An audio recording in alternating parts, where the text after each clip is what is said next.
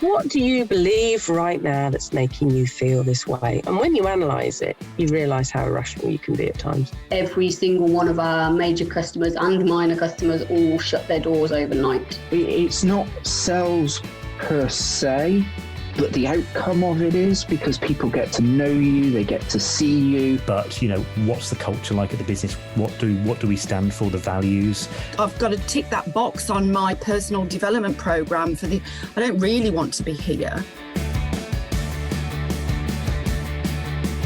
Scaling up a business isn't easy. If it were, we wouldn't have less than 4% of businesses scaling beyond 10 employees or around £1 million turnover level, and less than 1% beyond 50 employees. But the contribution that we make as owner-managers to our economies is immense and should never be underestimated. Yet it can be a tough gig for all of us at times, and only other business owners truly understand the challenges that we face. And through ScaleUp Radio, we aim to help make things a little easier. We interview guests who have been where you are now and may have faced some of the challenges that you are facing. And they offer their thoughts and advice on what has worked for them, as well as what didn't. And we've also combined many of the lessons from these interviews, and also through working with hundreds of owner managers over the last 10 years or so, into a practical scale-up handbook that we've called the Entrepreneurial Scale-Up System, or ESUS. And it's for owner managers like you and me as we navigate our own scale-up journey. And you can order a copy through your favourite online book retailer, or by going to all the W's, esusgroup.co.uk, www.esusgroup.co.uk.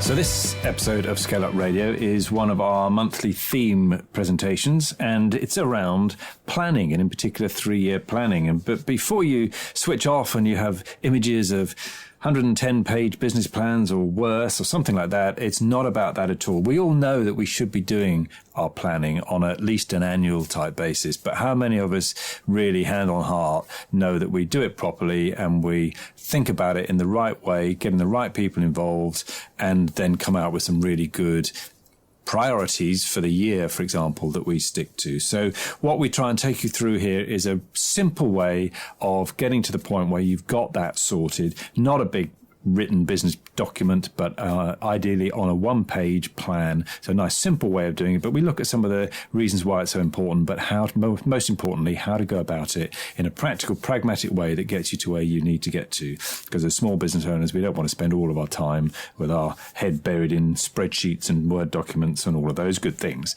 And we also have a couple of guest presentations from business owners and their experiences of the planning and how they go about it and why they found it so valuable. And one is from Matt Busby, who's the founder and manager of the Name Label Company, and the other is Ian Morgan, who is the founder and director of MBS Accountants, and they give some great insights as to how they go about planning within their businesses and the difference that it's made to them. So I think you're going to get a lot of value out of this session, and something that you can take away and really start to apply to your business, and I would certainly encourage you to do so and think about how you can really set your direction sorted, and then how you can keep on top of it and take yourself further with your business.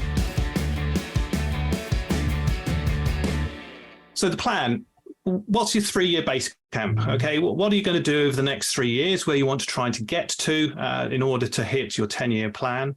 And then what's your 1-year objective? What are the key critical paths you need to do this year in terms of doing things? And then what's your 90-day priorities? How are you going to break that down into the next 90 days in terms of the key priorities for the business to make it successful in terms of what you want to try and achieve? And finally, we get to the implementation, the smart planning and the business rhythm. So we have our Smart 90 plan. So now at the individual level, we're defining the rocks, the key action, the rocks that each of us needs to take in terms of deliver in the next 90 days to hit the 90-day priorities. And we're supporting those actions through our action plan in terms of what we're going to do.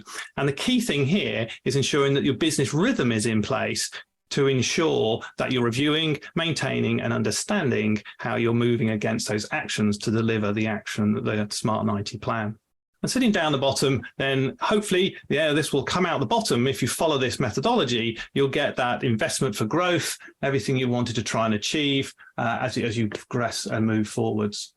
So how do we do that? So that's the idea. The structure that we use is this thing called a smart web. I said we'd do it on a single page, and this is the tool that we use. So we start off by highlighting some key sections. So the core purpose. Okay, what is your business about? Next, we look at your 10-year goal. Next, we're looking at what are you best at? What is your X factor? Okay, what are you driving forwards in terms of your profit engine for growth and achieving things? Now, looking around the outside of the web, you can see that there are some anchor points. So we're thinking about the money or the profit, the margin or cash that we need in the business. We're thinking about the people, the numbers, the new roles, maybe the development. We're thinking about our products and services in terms of volumes and sales, maybe R&D and growth that we need.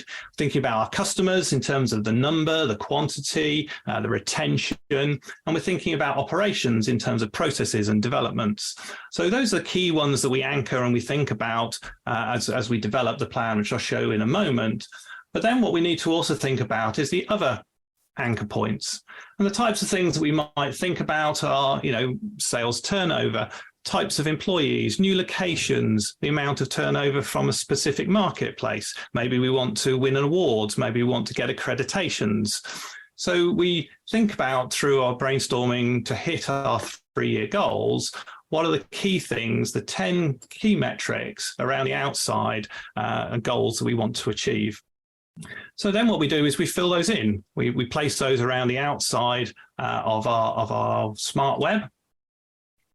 And then we come into the middle. And this is where we are today. So we define against the numbers on the outside and the objectives where we are today. So, if our income is X in 3 years' time, what's our income today in terms of turnover? If our customers we want 50 new customers in 3 years' time, where are we today in terms of our customers? And then we work from the middle outwards and we build out our plan by developing the ideas and the tactics that we're going to do in order to deliver each year. And we build out the numbers. So we're growing those numbers in terms of what we want to try and achieve. But also the rest of the plan is building the tactics and the structures that we'll need in order to deliver those elements that we want to achieve. So that's the theory. What it look like? Well, here's a business plan. I said it was on a single page. I didn't say that page was A4. Okay, it is a large document in terms of doing that. And many of our clients work with us and bring these plans out on a yearly basis and relook at them in terms of where they are and what they're trying to do and achieve. And this particular work version, we use Post-it notes. You can also just write on the document and build that plan. And each row, ring you can see there, will give you a different structure in terms of what you want to try and achieve. So the 1 year critical paths, where you're going to be in 2 years and where you're going to be in 3 years. So we use our in-flight checks to give businesses an understanding of where you are on a journey of making a growing and scalable business. And so what we've managed to do in this first section is answer those 2 top questions, which are the 3-year thrusts and the 4 to 9 critical paths that you need to do in the next 12 months in terms of doing things. So as I said, plans are worthless, but planning is everything in terms of doing stuff. So we don't know what's around the corner. We don't know. No one has a crystal ball. I'd love to have one in terms of prediction, but we don't. So the purpose of planning is to give your team, to give yourselves the ability to become aligned. So if things do change, you can quickly identify where things are not happening and focus on those because you've got an alignment between everybody in terms of what you're trying to do. You're learning together. You're learning to get better every time that you go around your planning process. You're improving the way of working together and you're developing the skills that you need each time you do it.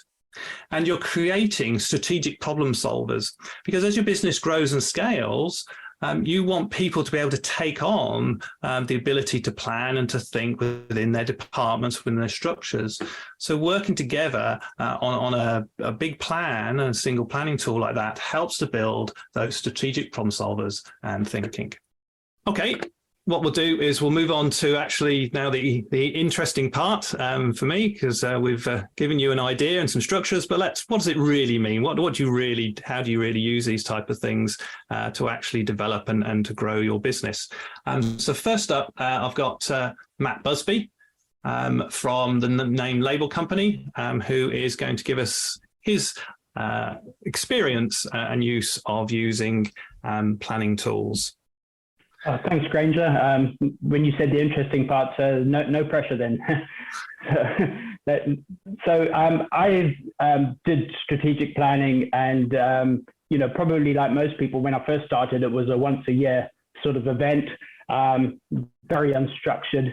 And what I tended to do was focus on areas that I was comfortable with, and areas that I thought that I need to sort of focus on. So it might be areas of growth or areas of cost saving. And it was pretty narrow. And then once I started to get into the BizSmart software and using the templates there, it sort of widened up the areas to look at. And these were vitally important areas that I think in the past I had neglected. And those were sort of vitally important to growth. So using the software really opened up what I was should be looking at and should be focusing on. So I found it really useful. If I start at the top end of that funnel, which the core ideology, and this is where things have adapted for us as a business. Now, when I started with the core ideology, probably looked at this when we first started 10 years ago, and sort of enthusiastically got my mission and vision and purpose and all that sort of stuff. And I thought I had it absolutely licked. I thought it was 100% in place, and I was very comfortable with what we had there. I perhaps didn't realize just how vitally important that part is as far as getting your messaging right and how it affects your marketing, your voice, your recruitment, and everything else. And it's only when I got challenged along the way by people on my smart board and people from BizSmart on my actual core ideology where I thought it was so tight, I actually began to sort of see that it was pretty woolly in some sort of places, and that was affecting a lot of the business. So I couldn't really see why we were having to revisit this every quarter and every year. But when I started to look at it and get challenged on it, we were very woolly, and I'm so glad that the software sort of encouraged me to look at this. And what I've done now is even after 10 years of planning and years of 3 years plus of Smart 90, has really gone back to our core ideology. And I'm working with the brilliant Stuart Avis to get that absolutely nailed down for us to go forward. So that was really important. Now, bottom end of the funnel, which is that sort of the Smart 90 and the action planning, that's perhaps where I got the biggest bang for the buck. Having it structured quarterly, it really helps us, move the business forward. When I first started doing the Smart 90, I did it myself. I thought, right, these are the priorities for the quarter. This is what we need to do. And I pushed it out to the team. As Granger said earlier, it's so important that you involve the rest of the team. So after probably the first 2 or 3 Smart 90s, I included my number 2 person, and we started to achieve a lot more, and the results were good. But more recently, probably in the last 2 quarters, I've included the whole of the sort of senior leadership team, and the results have just been immense. I mean, we have covered a lot more ground. We've got more, the enthusiasm for the rest of the team actually buy into the plans that you're doing. You get more accountability, and we probably achieved so much more in the last 2 quarters, probably more than the previous year. So involving the whole team has been really good. And also the way that it sort of ties in with the business rhythm as well, because what we do as a business every Wednesday as a senior leadership team is we get together and review the Smart 90, what's gone well, what hasn't gone well, what have you achieved, what have you hit any brick walls that we can help you with. We use the tally section on the Smart 90 software a lot. So, during the week, if something pops up in our head, we need to look at that in more detail, and something we put it onto that tally. So that's really worked well for us. So, my main sort of takeaways from the process is, revisit and challenge yourself on certain areas, just like we did on our core ideology. Challenge yourself, and like Graham just said, if you aren't in the business on your own, speak to somebody who can come in and help and challenge you, because I go back to the beginning where I thought we were so strong on our core ideology, and actually we were very woolly. So that's good. The second thing is push it out to the wider team, because getting that lock-in and that buy-in just really achieves so much more. Another thing is, if you don't achieve everything in that quarter, you might at the end of the quarter still on one of your rocks be at 70 to 80%. Don't worry about it, because you probably achieved much more than you would have done had you not got it into your Smart 90. So, don't feel dejected if you don't hit your goals at the end of the quarter. But the last thing, and the biggest thing for me, is if you're not doing the Smart 90 program process, I would really encourage you to do it, because it has transformed our business by doing that. So that's a rather hurried sort of trip through where we've been, but hopefully that's been helpful. Brilliant. Thank you, Matt. That's awesome in terms of how you've developed and grown and used those tools to be more successful with your team. Just a quick question.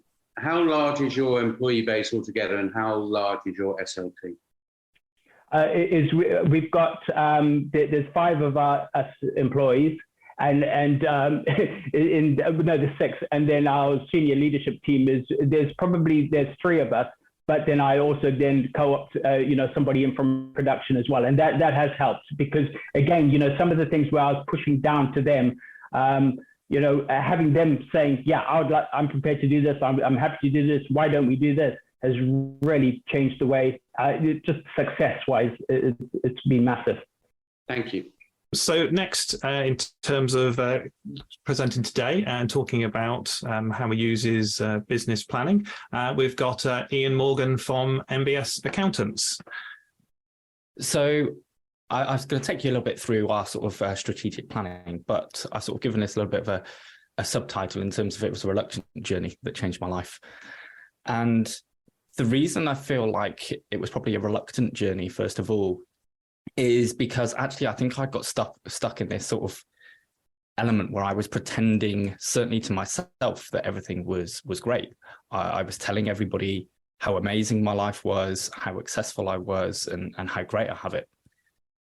But I think actually the reality behind that was that I was lying, and most importantly, I was lying to myself, and that wasn't giving me any clarity in terms of the direction of where I was heading. And it was certainly making it more challenging in terms of trying to move and focus in that right direction.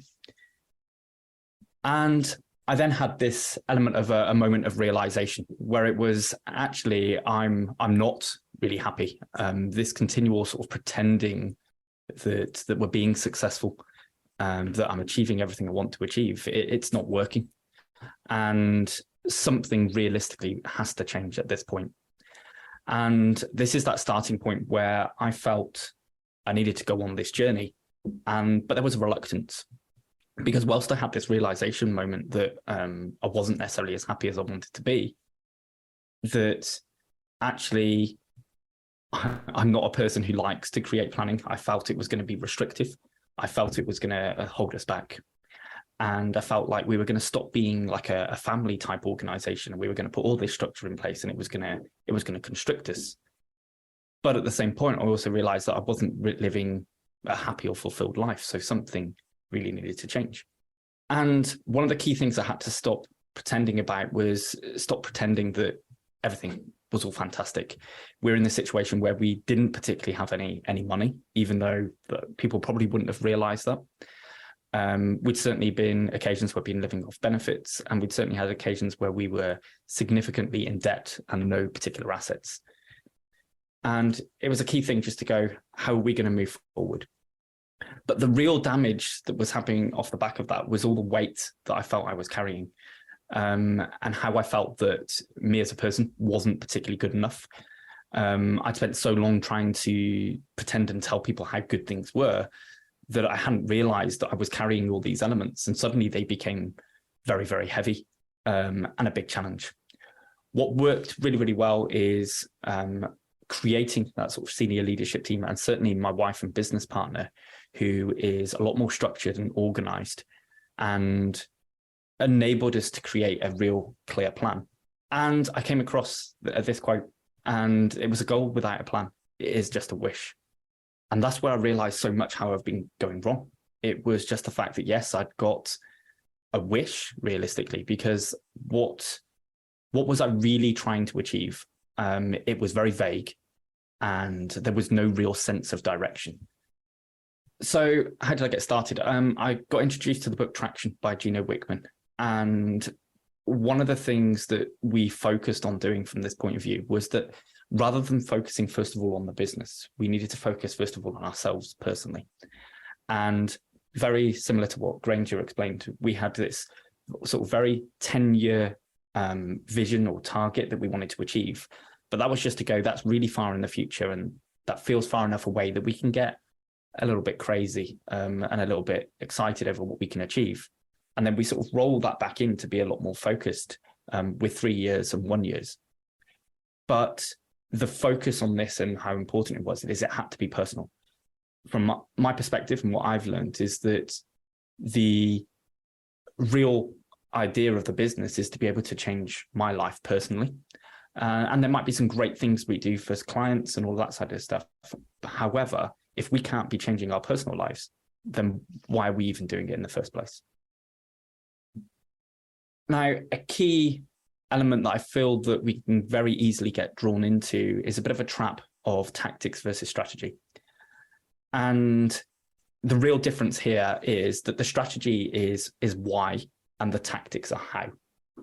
And this is something that we now use very clearly with our senior leadership team, where we focus on making sure that what we're not getting is drawn into tactics. The tactics can be done and thought out after we've created the real evidence of what the strategy is. What are we really trying to achieve? And I'll give you an idea of what our strategic plan looks like and how simple it really is at the end of this as well. So the key learnings that I've had about planning for me is it was actually being honest about what I really want from life. I think I was chasing money and thinking that when I've got money, then I can get everything I want. And actually, it was just being honest with myself and just going, no, there's a balance. I'm not really chasing money. I'm chasing a certain degree of lifestyle that has a degree of balance.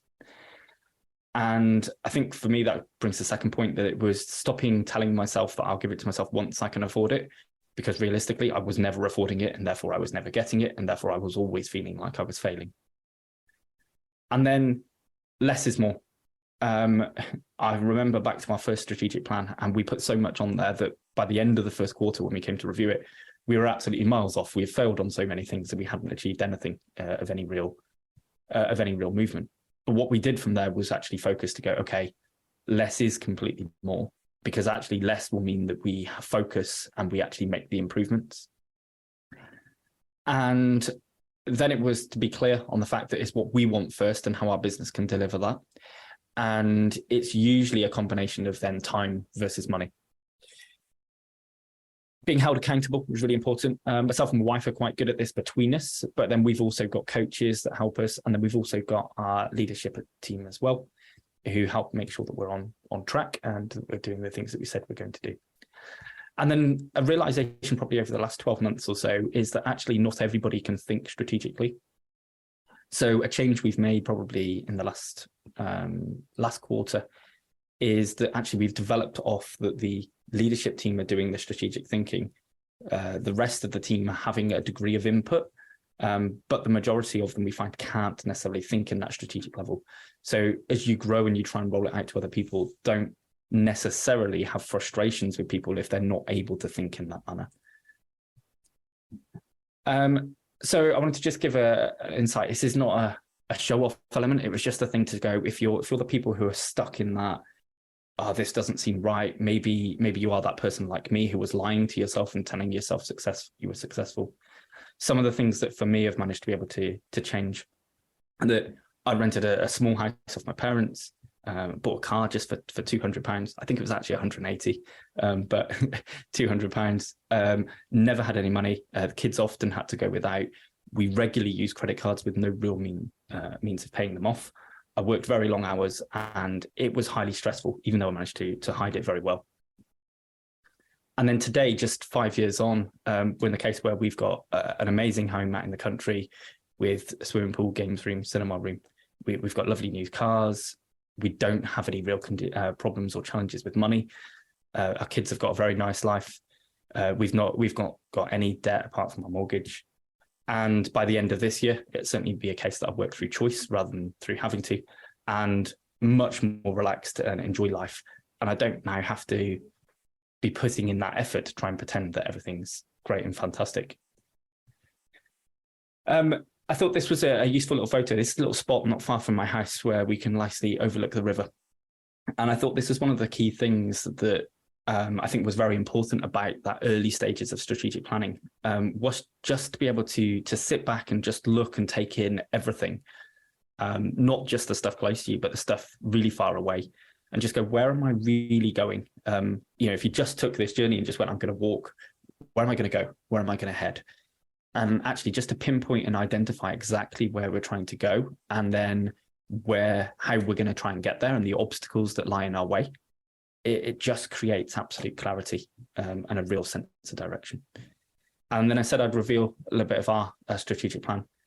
This is simply the level of our strategic plan. There's only 3 key elements of what we want to achieve.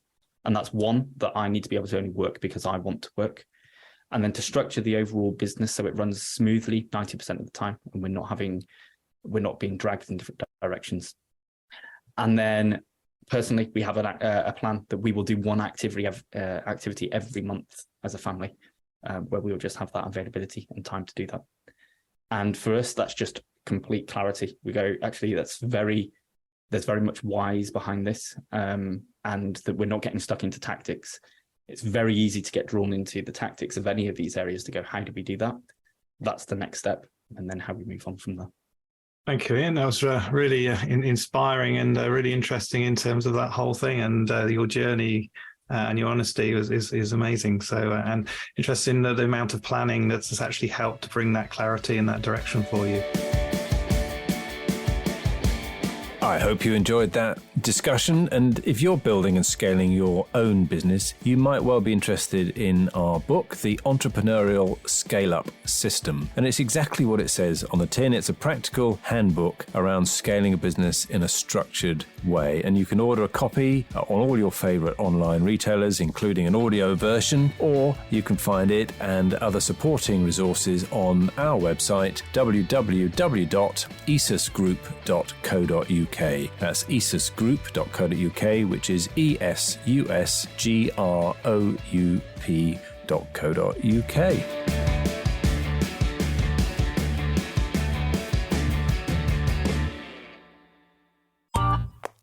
This has been a Monkey Pants Productions podcast.